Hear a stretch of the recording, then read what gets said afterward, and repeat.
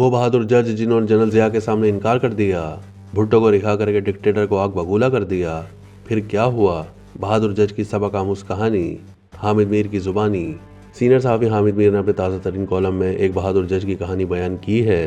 वो लिखते हैं कि आजकल आला अदलिया के जज साहिबान को ओहदों के हुसूल और नौकरियां बचाने के लिए अपने आप को ताकतवर लोगों के सामने झुकते देखता हूँ तो मुझे एक जज साहब बहुत याद आते हैं जो वाकई मोअज़्ज़िज़ थे। इस मोअज़्ज़िज़ जज की याद इसलिए आई है कि अगर वो भी किसी बंद कमरे में थोड़ा सा झुक जाते और किसी फैसले के जरिए थोड़ा सा गिर जाते तो बड़ी आसानी से लाहौर हाई कोर्ट के चीफ जस्टिस बन जाते।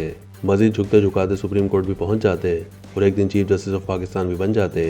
लेकिन वो एक असली जज थे, लिहाजा ना तो किसी बंद कमरे में झुके, ना ही किसी अदालती फैसले में अपने आप को गिराया, बल्कि ताकत के सामने खड़े होकर इनकार कर दिया।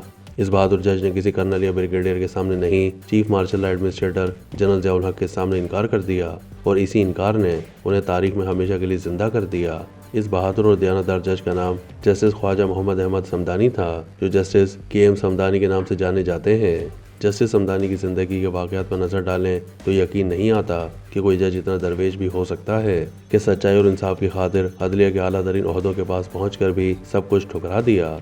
हामिद मीर आगे लिखते हैं कि जस्टिस के.एम. समदानी हैदराबाद दक्कन के इलाके करीम नगर में 1932 में पैदा हुए। गया में पाकिस्तान के कुछ अरसे के बाद ही हिजरत करके पाकिस्तान आ गए। गॉर्डन कॉलेज रावलपिंडी में प्रोफेसर ख्वाजा मसूद जैसे उस्ताद के शागिर्द बने।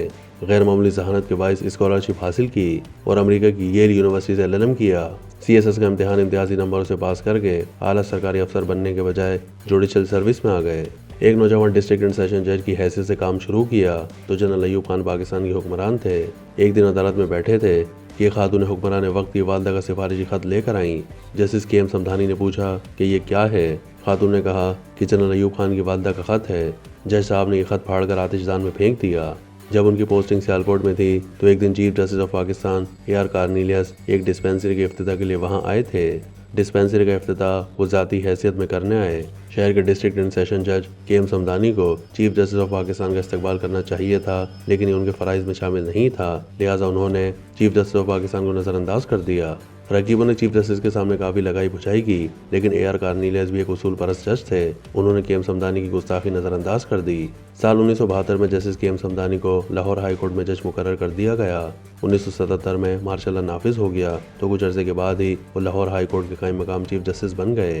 जुल्फ़िकार अली भुट्टो पर अहमद रजा कसूरी के वालिद नवाब मोहम्मद अहमद खान के कत्ल का पुराना मुकदमा खोलकर दोबारा तहकीकात शुरू कर दी गई।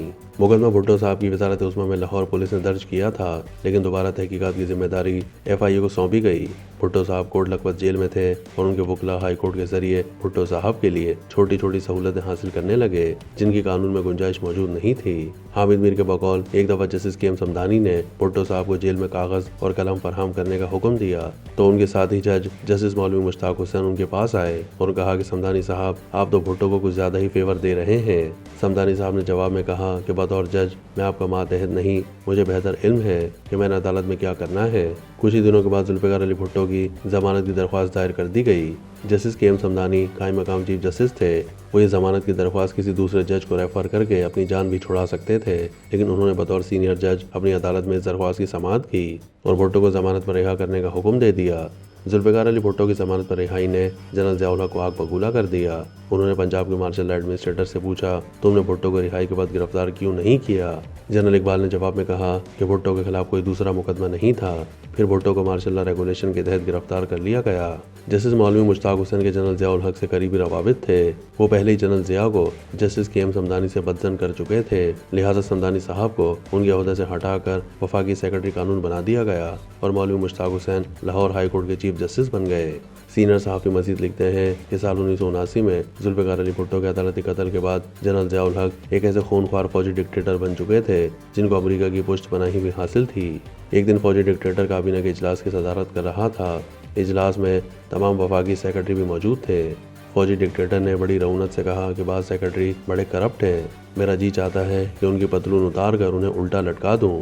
इस फिक्रे के बाद काबीना के इजलास में सन्नाटा छा गया। वहाँ सेक्रेटरी एक दूसरे को देखने लगे। सब खामोश थे, सबको अपनी नौकरी की फिक्र थी। Justice KM. समदानी बदसूर जज थे। डेपुटेशन पर लॉ सेक्रेटरी बनाए गए थे। वो इजलास में खड़े हो गए और कहा कि जनरल साहब, मेरा भी जी चाहता है कि करप्ट जर्नलों की पतलून उतार कर उन्हें उल्टा लटका दूं। ये सुनकर जनरल जिया सटपटा गए। इजलास में ब्रेक ले लिया तो जनरल जिया ने जस्टिस के एम समदानी को अलहदगी में बुलाया और कहा कि आप मुझसे माजरत करें। जस्टिस के एम समदानी ने जवाब दिया कि इजलास दोबारा शुरू होते ही आप अपने अल्फाज वापस ले लें तो मैं भी अपने अल्फाज वापस ले लूंगा। जनरल जिया ने माजरत से इनकार किया तो जस्टिस के एम समदानी ने भी माजरत से इनकार कर दिया। हामिद मीर के बकौल मार्च 1980 में पेश आने वाला यह वाकया जस्टिस के एम समदानी ने कई साल के बाद जनाब आमिर खां अगवानी को खुद सुनाया था। जनरल जिया ने उन्हें वापस लाहौर हाई कोर्ट भेज दिया। 1981 में जजों से कहा गया कि पीसीओ पर हल्फ लो। जस्टिस के एम समदानी ने पीसीओ पर हल्फ लेने से इनकार कर दिया।